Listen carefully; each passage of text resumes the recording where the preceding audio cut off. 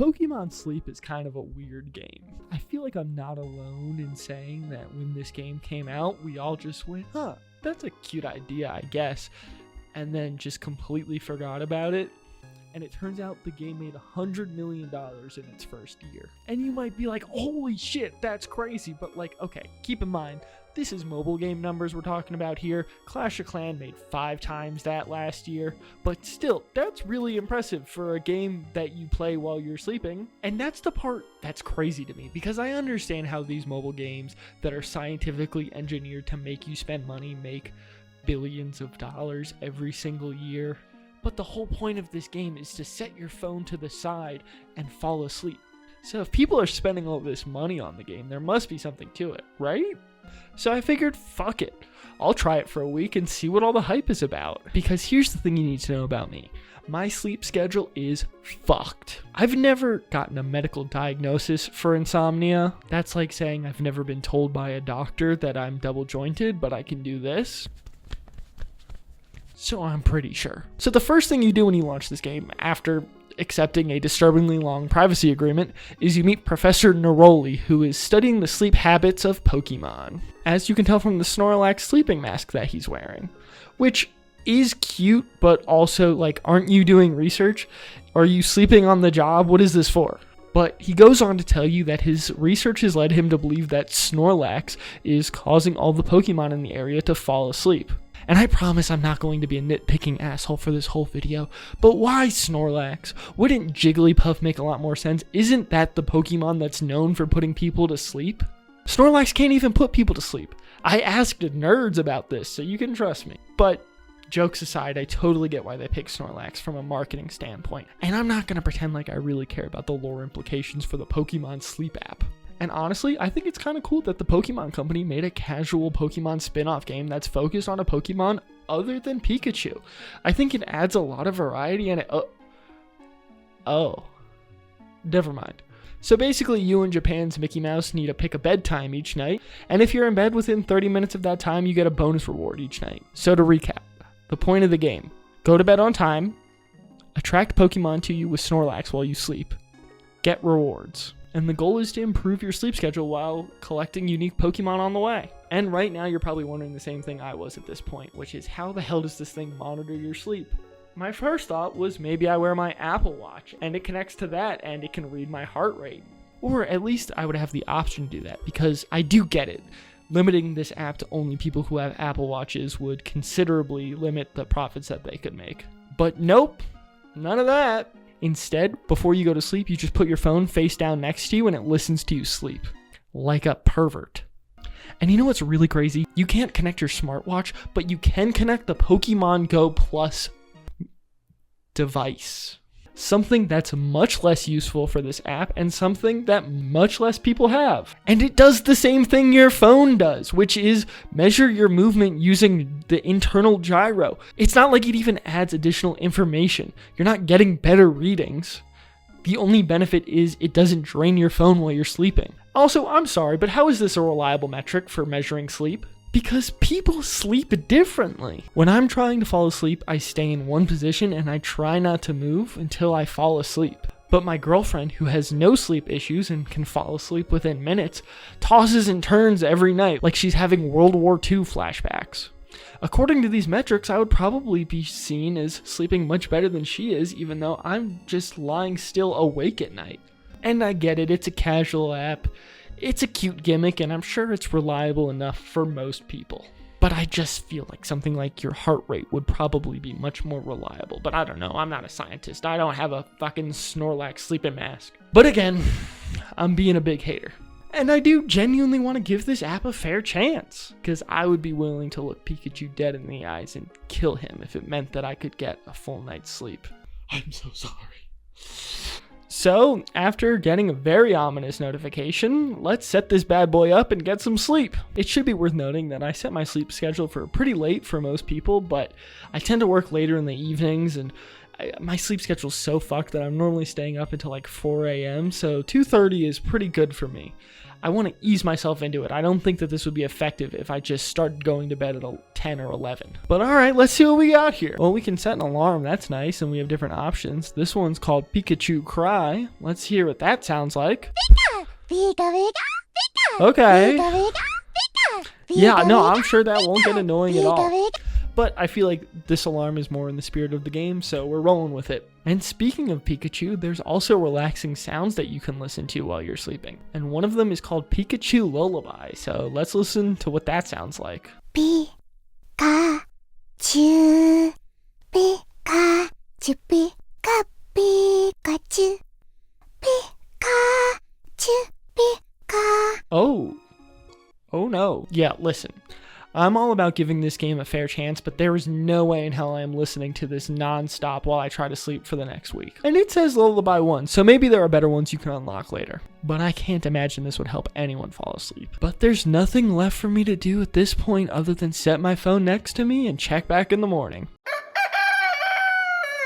So I just finished my first night using the Pokemon app. And I'm pretty tired. I went to bed a little after 2:30 when the app told me to. But in reality, I woke up around 6:30-ish, 6, kind of somewhere around there. And I struggled to fall back asleep. But, you know, I did get some rest here and there from there. It wasn't like I was just up nonstop. It wasn't ideal. But, you know, it's not the worst sleep I've ever had. But it's definitely not the best. I was a little worried because I sleep with a fan on, and I thought that maybe the noise of that would be an issue, but it seems like it accounted for that, which is good. My first reaction to the effects that this thing has is that the benefit is that you're supposed to turn your phone on to this app and then set it down and then not touch your phone. And so I think the biggest benefit at this point, honestly, it's just the fact that I'm discouraged from going on my phone, because I think anyone with sleep issues knows that you just start doom scrolling and that can lead to you getting even less sleep. So that part is kind of nice. They do record you while you're sleeping, which is weird, and there's some audio clips of that, which is a little concerning. You can turn it off, but I think for the sake of this video, I'm going to keep it on. I'm trying to just fully immerse myself in this app and do everything that it tells me to do. So now let's go see how the app said I slept. You'll notice there's 3 stages of sleep: dozing, snoozing, and slumbering. So maybe this is only backwards to me, but it is a little confusing that the lower ones on the chart are actually better. And right off the bat, you can see that my theory about this app is true. I said I woke up around 6 a.m. and struggled to fall back asleep, and if you look at this app, you can see that it says that I'm slumbering starting at 6 a.m. And to the app's credit, it does actually look like it was able to pick up on when I actually did fall asleep. But the bigger issue is a lot of the slumber here is just me laying still in bed trying to fall asleep. And honestly, it's kind of a deal breaker. Not being able to tell these two completely different states apart sort of defeats the whole purpose of the app. And like I mentioned before, the app does record you while you're sleeping, and it gave me 10 audio clips, so let's check those out.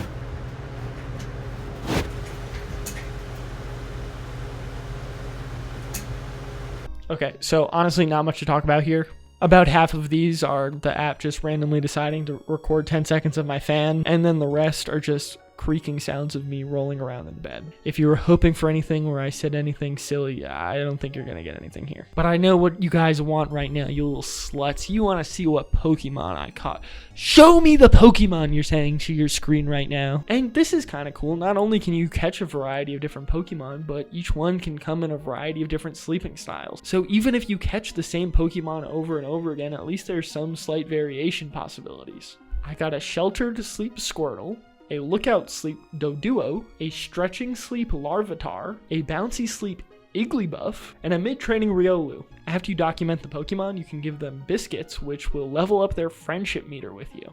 My first impression here is that it's cute that you can catch these sleeping Pokemon, but it feels like they're trying and failing to capture the magic of finding Pokemon in Pokemon Go, and it's just nowhere near as satisfying. In Pokemon Go, you had to actively go out and hunt for Pokemon and actually throw Pokeballs at them to catch them. There was an inherent sense of accomplishment when you caught one. I don't feel like I'm earning these in any way. They feel more like a daily reward you get for just logging on to a game, and I mostly got the same amount of Pokemon every night. And so it's not like if I sleep better, I get rewarded with more Pokemon. Maybe like one extra. So night 2, my girlfriend, the World War II veterans stayed over, and I was curious how that would impact the data. And the first thing the app greets me with is this thinly veiled threat that my helper Pokemon would get sleepy and they would only get to sleep when I went to sleep. So I better use this app or else Pikachu will fucking die. But overall, the data here doesn't seem any more or less accurate than before. Again, my biggest issue here is the app can't tell if I'm actually falling asleep or not. And I can prove it this time. Look at the graph and see how I immediately went from dozing to slumber at 6 a.m. And then if you go to the audio recordings, you can see there's one right at 6 a.m. And this was an alarm on my girlfriend's phone that she forgot to turn off, waking me up. After that point, I really struggled to fall back asleep, but the app shows me as slumbering this entire time. But when I woke up for the second time, the game introduced me to the idea of a master biscuit. Basically, in this game, you use cookies to level up your Pokemon's friendship points instead of catching them with Pokeballs. Because apparently Pokemon has gone woke! Back in my day, we made Pokemon fight to the death! Now, all these snowflakes want to do is make friends and give out cookies. But in all seriousness, I think this is a cute change that makes sense for this type of game. It would be weird if I was luring the Pokemon in while I was sleeping and then I would wake up and catch the sleeping Pokemon with my Pokeballs. And honestly, this is basically how the rest of my week went. I just got into this rhythm of putting my phone next to me while I sleep and then collecting my Pokemon in the morning. So a week later, did it actually help?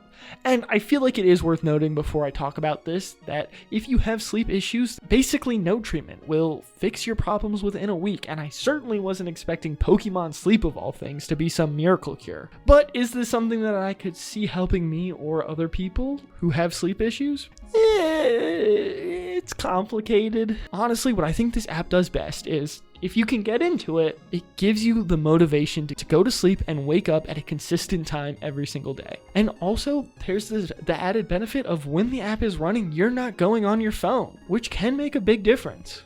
But the biggest problem for me personally was that the gameplay loop was nowhere near engaging enough to actually keep me wanting to come back. I found myself not looking forward to using the app every night, and after a certain point, I started not collecting my Pokemon until later in the day.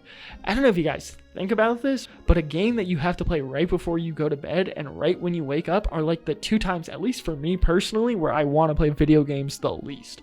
Especially an app like this. I mean, look at how long it takes to look at one Pokemon.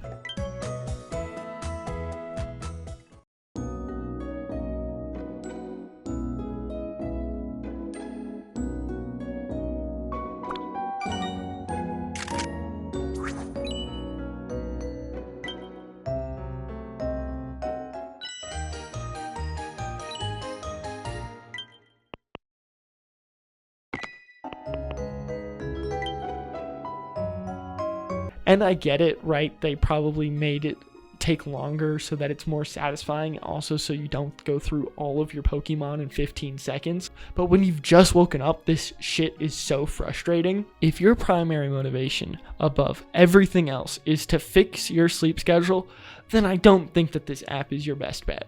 Like I said a bunch at the beginning, if you have a smartwatch, any app that utilizes that I think is going to be much more effective for you. But if the game seems cute and fun to you and you're just looking for something that sort of nudges you in the right direction of healthy sleeping habits, then yeah, honestly, give it a shot. And honestly, I gotta give the Pokemon Company props here. It's not very common that you see a company that's mostly known for making video games consistently make products that encourage people to be on their screens less. Whether it's Pokemon Sleep getting you to sleep on time and not checking your phone while you're in bed, Pokemon Go getting you to actually get out of the house, or Sword and Shield being so bad that you turn your Switch off. Ah! Got 'em!